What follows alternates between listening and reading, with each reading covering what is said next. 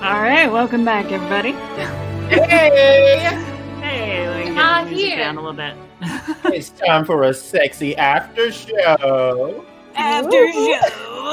I covered myself up more in the after show. I'm like, no, we're good. Yep. Gotta put it away. Trying to put the girls away. Come for the real show in the show. This is the after The show in the show. After show is real shows. chill. We don't People I want more. You got to give them that extra little bit of content, you know? Yeah, I know. You know, I'm kidding. Oh, we're going all Charlie Brown on this now. We all are adults. So no, we would just be mumbling folks now. Oh, God. I would watch something called Mumbling Folks. Mumbling folks. Yeah. I'm today's I'm gonna assume that it's good to do. It's like we're all blue power from King of the Hill. And it becomes a competition show to figure out what they're actually saying. That would be yes, fun. yes. Oh, just like get a bunch of like folks who like native folks from Ireland, and just like they're speaking English. Try to figure out what they're saying. I dare you. You can't. Yep. No one can. All right. Well, the reason that we're here is to discuss today's episode and so talk about our premiere, talk about maybe the origins of our characters or anything that you really want to talk about. I'm arbitrarily calling this Open Hearts. So let's perform some surgery. Dissect these characters. There we go. So, what are some thoughts on the session? On what happened? My dad's a dick. Yep. Oh, We had a great relationship, and then I'm like, "Hey, Dad, I'm dating this girl," and he's like, "No, you're not." No, you're not. I I said don't know no. how I feel about the fact that it's not even like because Alice is a girl. It's not Yeah, even no. It's because it's because you're poor. poor. Classism. Because she's poor. My first thought was not that Dad was trying to set me up with Jen. It was the fact that I was like, please don't try to date one of my classmates. Please, for the love of God, Please don't date do someone not. who's close to my age. You thought he was gonna date. That's Jen. why I said, yes, Jen, hi, who's 2 years older than me. What's Uh-huh. up? What are you doing here? That Mhm. would have been interesting, though. Yeah. Yeah, I I can go know. either Maybe direction. Dad does I like need that too. a young girlfriend or something, you know. Yeah, no, because Mom left, so it's like, hey, you know, No, I Yeah, And totally. she's no good harlot. Yeah. Oh god. yeah. apparently. Yeah. Apparently so. I totally respect the angle that you and the direction you end up taking it, Windchair, which just be like, oh no, he's not homophobic. He's nor is he like a sleazeball trying to date someone incredibly young. He's just incredibly classist. Yep. Yeah, it's like it's not. Yeah. Don't get it twisted. Don't get it twisted. Rosalind can date a girl. It just Uh-huh. has to be A a rich, rich girl. Yeah. Yeah, Started a business already. bitch. Yeah. Alice is still in high school and literally just trying to survive. Yeah, why is Generally- my dad hooking me up with someone who graduated high school? Why does she want to go on a date with me? What the? That's what, let's not messed get into the weird implications of all of that. Oh yeah. Oh yeah. There's lots to think about. That is how old money works, to be fair. Yeah. That is Yeah. true. Yeah. Yep, it's all arranged You're, marriage. you're lucky you weren't set up from birth. Honestly. It's true. It's true. I need you to marry the son of the other lumber consortium, and so that we can join our ventures. It's a transaction, let's be clear. Yeah. Yep. Love So- in marriage. What capital do they have? It's like love betrayed me, so I'm Yeah. gonna make sure that you never fall in love. Have fun. Uh-huh. I'm saving you.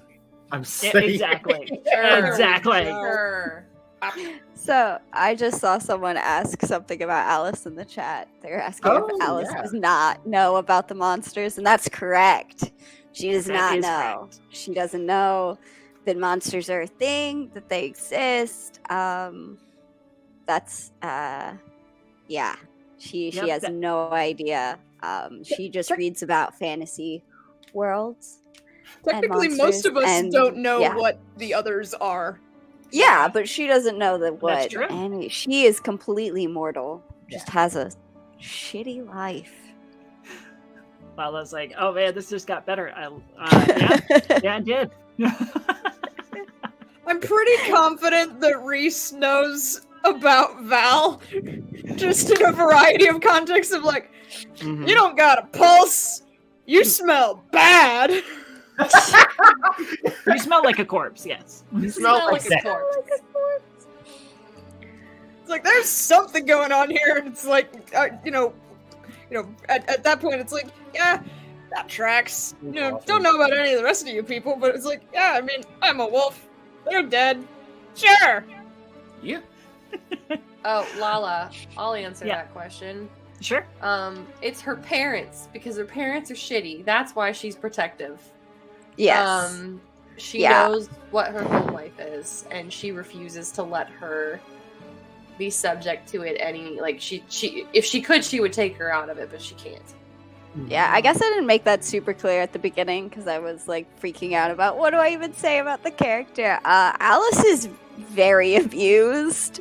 Her Well, dad is a Yeah, I think drunkard. in there you had mentioned that the last time your dad hit you, and that. Yeah, that you stuff. you sprinkled Yes. it in. Yeah, Yeah. but her dad is a drunkard, and her mom is a nurse that they just never wanted children, but they're also really religious, and so it wasn't really an option to not have a child. But they don't like Alice, and they don't like that she exists, and her mother is more verbally and emotionally abusive and just neglectful, and will like patch Alice up because she's a nurse from any of the injuries her dad gifts to her. And then her dad is a Mhm. drunkard who beats her. So it's super fun. And she's really? from a very, very poor side of town. So it's not great. Yep. And she uses escapism to cope. And Alice was best friends with Val prior to Val's death, untimely death. Val, would you mind giving us a little backstory there? And so Val where- was yeah. at just a pretty happy childhood. She was best friends with her brother, and her parents loved her. However, her mom had a couple of not so good mental things, which she was taking medicine for. However, on her birthday, her mom's resistance to the medicine kind of maxed out, and mom kind of had a psychotic episode, killing her and her brother. Val came back, her brother didn't. Mom is missing, dad is missing, and this is her life now. Oh, and Alice witnessed it. Oh yeah, yeah. Oh yeah. yeah. It happened. Alice saw that happen. Yeah, Alice Val's was. birthday party. Yeah, This poor girl. Poor Alice. yeah. She's really Alice, just trying to make it through the day, and she can't get a break. Alice Yeah, no. was my close friend at the time, before all of this went down. And now that I'm back, all I do is torment her. Yep. And Alice is just, she thinks she's gone crazy. Well, until now. I have a question about the torment. I know that for ghouls, a part of the skin is that you have a hunger. Is that your hunger? Fear. Fear! Sexy! Oh. Okay, yeah. I mean, achieving it. Alice is afraid and thinks she's going crazy. And now she's even more afraid because everyone sees that Val is back, but that can't be a thing. No, not that many people see. Val Okay. wasn't supposed to be like this. Yep. Val was originally supposed to be like a conspiracy theory person with a little bit of James Bond's villainy. No, that is not what happened. I blame the song. It went. Oh, it went too hard. Went so hard. The intro went too hard. Well, you can thank Lala for that. Lala, Lala is you our did amazing fantastic work. in-house artist. Oh yes. Yeah. The intro is Awesome so song. good. It's beautiful. Yeah, I was so excited to show you guys that. Like, Lala sent it to me. What was it, yesterday? And I was just blown away by it. So It's thank you, Lala. Yeah, dango. And no, you should not apologize for it. It actually affected our game in very positive ways. Yeah. We love the chaos. We want the chaos. We The thrive. results were quite literally fire. Mhm. Yes. We didn't So start the fire. fire. No, I did. Oh, yeah. No, Val did. Val did, yeah. Too, where it's like, okay, I need to go to Walmart. Stop, drop, and roll. Stop, drop, and roll. So you go to Walmart and get some things. They get a face wrap. Okay, cool. All right, cool. I'm gonna light myself on fire, and it's like, wait, what? I don't know what I was expecting. Like when I had Mason approach Val, I was like, oh, maybe there'll be some like smoke, maybe a stand falls in on itself, something like that. No, I'm gonna emulate myself. running Honestly, through the crowd. I'm just happy that Val didn't set fire to the surrounding forestry. Nah, Val is not like. There's Oh, yeah. some weird stuff about Val that not even I know. That's why I had to stop it. I think Val has some kind of moral code. I just don't know what it is. Yeah, we don't know what it is yet. That's fair. We'll find out. Chaotic lawful. There you go. Val has Oh. their Possibly own moral chaotic code stupid. that only they know. Yeah. And they're figuring it out constantly. It's fine. And it might just be changing constantly too, so who knows? Yeah. Yeah. It's kind of like Jack Sparrow's compass that always points to where it needs to go. Yep. Broken. What's that line from the Pirates movie? It's like, do you think he plans all this, or do you think he's just Making it up as he here? goes. Making it up as he goes? Yeah. That actually does bring me to something I guess I want to bring up as far as sex in Monster Hearts. Each of the skins, werewolf, ghoul, mortal, fae, queen, they all have a sex move. Well, the standard is that the teenagers hook up, they have sex, they explore their bodies and each other.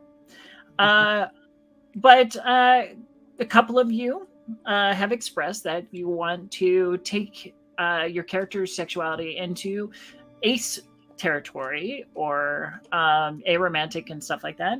Do you want to talk about that and how you foresee it playing out in relationships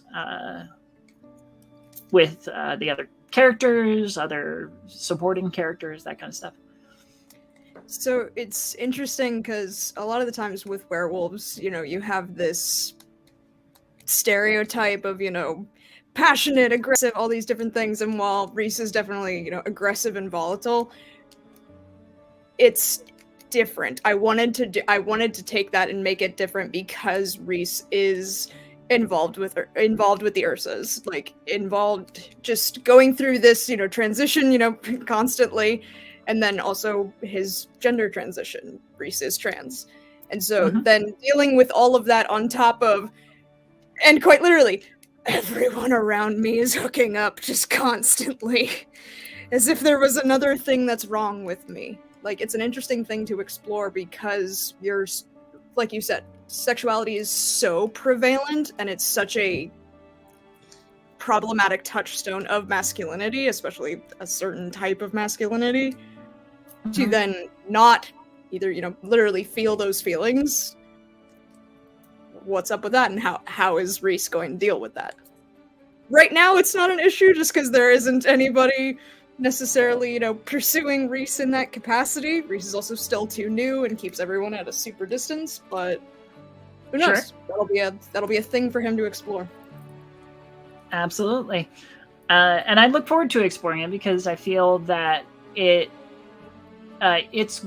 really great to have representation, to explore those kinds of relationships that you don't usually see in media, especially in this type of media, like the teen wolf, it's hypersexualized. Vampire Diaries. It is. Yeah, exactly. Oh, yeah. And so that's really interesting to me because not only to just turn that on its head for representation, but it's in a way of Reese doesn't feel broken about being trans. That's just a thing that he accepted. His father was really accepting about that. That's great. Good family life in that context.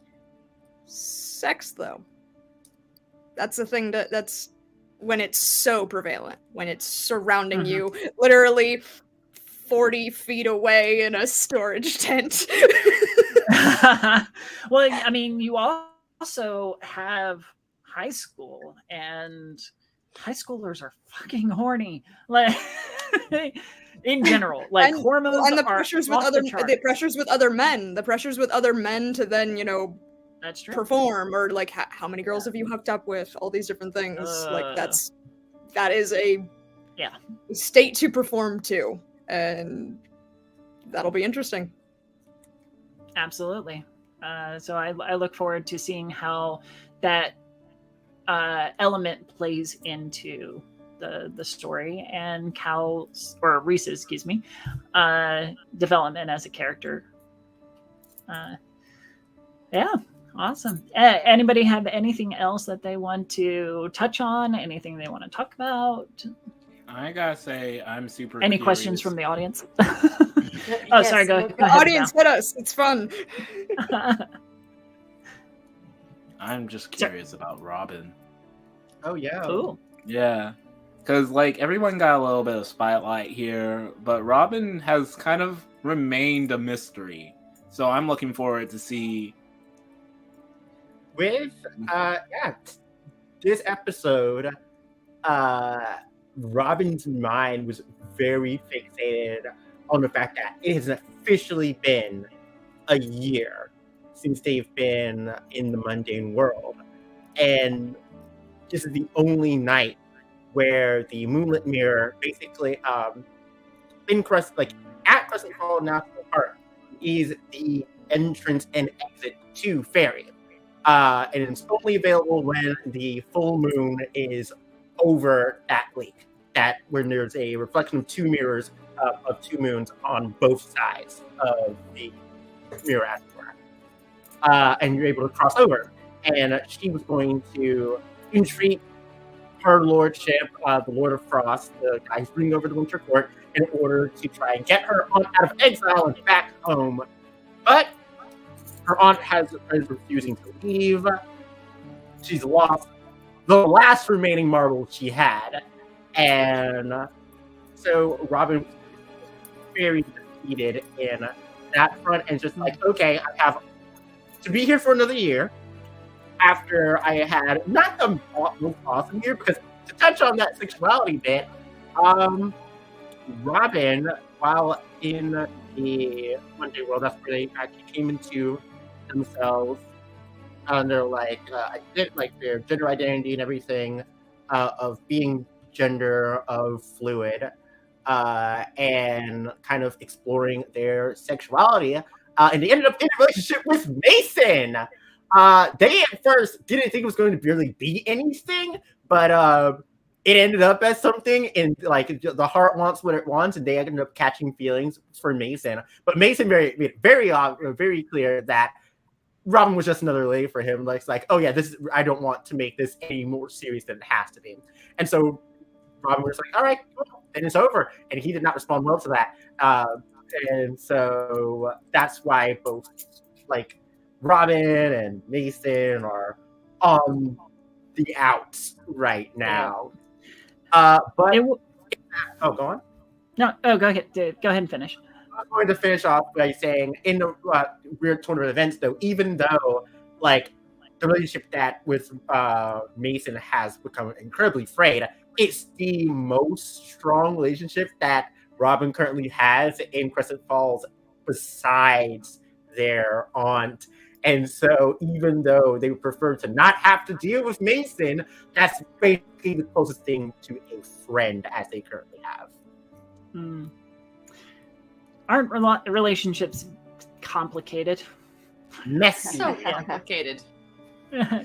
I think I would like to see if we can explore that a little bit next time or next week. Maybe have some sort of interaction between Robin and Mason that's on a more like personal level, that kind of thing. Also, maybe get some answers from your auntie on why she doesn't want to go back. Because the mundane world is fun. You get to play tricks on people. No one knows that magic is like a thing, and so it's very easy to trick them to making promises with you. But besides the thrills, like, this ain't home. This ain't where we're supposed to be. Yep. Who knows where our open hearts are going to take us next time. Do we have any other parting shots before we wrap up tonight? I'm playing by Teen Wolf rules, so thus it's not like a Harry Potter situation where it's like, it's like, oh no, the light of the moon. No, it's Teen Wolf rules. Like, you become more aggressive and more volatile with the moon, and you can wolf out, but at this point, he has his dad, he's trained enough to be able to not have to do that. Who knows next week, though? Oh yeah, getting jumped by a bunch of wannabe greasers and presumably for no reason. We are going to have to find out how that resolves next Wednesday. No reason is, yeah. I may or may not have kicked the shit out the other day. I'm this is just interested our gleaning. in. This is just our monthly ritual. Yeah. They just do that every month. We've been here. Yeah. What were you saying, Alice? I'm really interested to explore Reese and Alice's relationship or lack thereof. Because Reese has his eye on Alice for some reason, but I don't think Alice knows. And so I'm really, as a player, very excited to explore what that means. And particularly with the precarious situation that Alice and Rosalind's relationship is in, just because everyone is kind of against them. Yeah, there's not many people that know about you guys. You know, Nope. the trio, you guys, Dad, Gracie, my sister. And we have two of the clique support. We're really only one. Which The other is fine. I am going to, when I realize it, I am going to do things about it. But I I don't know why Jazz hates me. I don't know either. We'll figure it out. Duh. You know, I'll be completely honest. From MC to cast, and not so much the characters, I have no idea. I wanted a progressive, one of them's really nice to Alice, but one of them's just a fucking bitch. Does not want Alice around. So I think that it's going to be interesting to see where that goes and why Des does not like Alice. Yeah, I'm interested in that. And yeah, I'm interested to see Alice and Reese interact fully. I'm very aware. I'm very aware of things. I'm uncomfortably aware of things. It'll be really interesting with no more Reese's having watched her or whatever, and just figuring out why and how Alice reacts to that. I'm very excited to see where that goes. I have an idea about it, but we'll see when it comes up. All right. And just as a last little note about Monster Hearts, there are these 4 commitments that I asked my cast to commit to, based out of the books, and that is to keep the story feral. I got to bring my notes up now because. But to keep the story feral, make each of your characters' lives not boring. Say what the rules demand and say what honesty demands. So essentially, let's just keep this as improv as possible so that we don't overplan and anything else. That is going to be it for this evening. Thank you all for sticking around and just listening to our banter and learning more about our setting and our cast.